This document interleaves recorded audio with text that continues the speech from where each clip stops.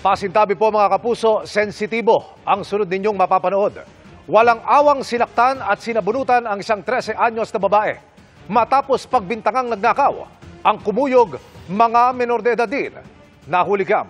Yan at nakatutok si Joseph Morong. Sa videong ito na kumakalat sa social media, makikita ang grupo ng mga karamihan ay menor de edad na mga babae. Pinaliligiran nila ang isang batang babaeng nakaputing damit. Maya-maya pa, lalapit sa kanya ang isang batang babaeng may hawak na bola at hanggang sa kuyugin na nila ang kaawa-awang bata.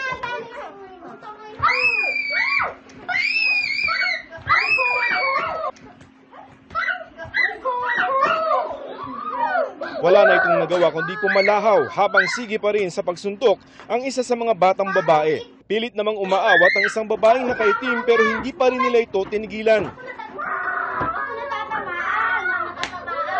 Uy, ma-hospital daw yan! Ano naman? Last na yan, last na. Wala, ginawa niya. Lagi, dali na, papakita lang natin ito sa mama mo, video.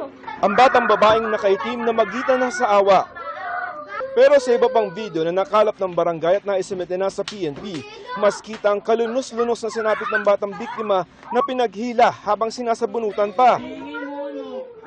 Sa isa pang video, may maririnig na magsasalita na tila may ipinapaamin. Pag di nyo sinapak, bubugbugin ko kayo. Nasaan? Ilabas mo. Labas mo na. Bago ka dadalhin sa polis, pabubugbog mo na ka sa mga bata na to. Natuntun namin ang batang babaeng binugbog at mga menor de edad ring nambugbog sa kanya sa Malolos, Bulacan. Pinayagan kami ng magulang ng 13 anyos na biktimang itatago namin sa pangalang Mika na makapanayam siya. Kwento niya hindi lamang isa kundi 4 na beses siyang binugbog ng magkakapatid na kanyang mga kalaro sa bahay ng mga ito noong January 30. Ang dahilan, pinagbibintangan siya ng ina ng mga batang nambugbog na kumuha ng wallet nito. Ano sabi sa'yo? Pag hindi ko daw po nilabas, papabugbog daw po sa mga anak niya.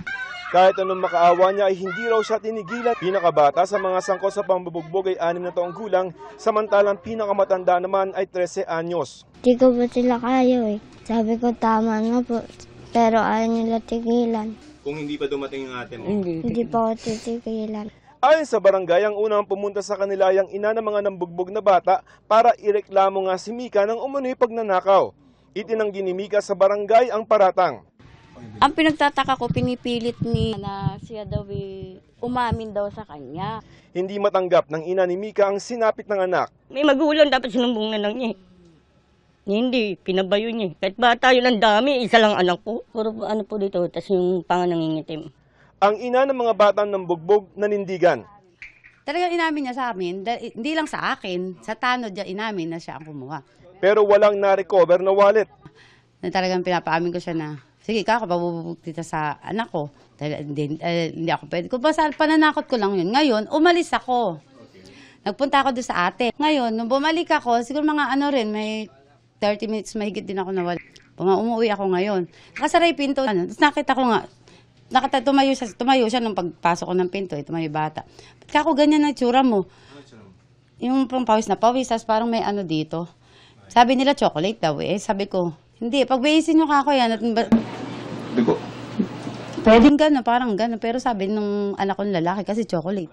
Sa permiso ng kanyang magulang, nakapanayam din namin ng 13 anyos sa si Mariel, di niya tunay na pangalan, na isa sa mga gumulpi sa kanilang kalaro. Nadala din po ako sa galit ko. Kaya ko po nagawa yun. Pasensya dahil sa nagawa ko. Hindi na mauulit. Desidido ang ina ng nabugbog na menor de edad na babae na magsampa ng kaso. Bagay na tanggap naman ng kabilang partido. Dadaanin kami sa pera. Kahit mahirap lang kami, sir. Kailangan ko ano ng anak ko. Hanggat maaari, naayos namin. Kasi talagang hindi ko talagang gusto. Hindi ko talaga gusto. Kaya ayoko din gawin sa mga anak ko yun.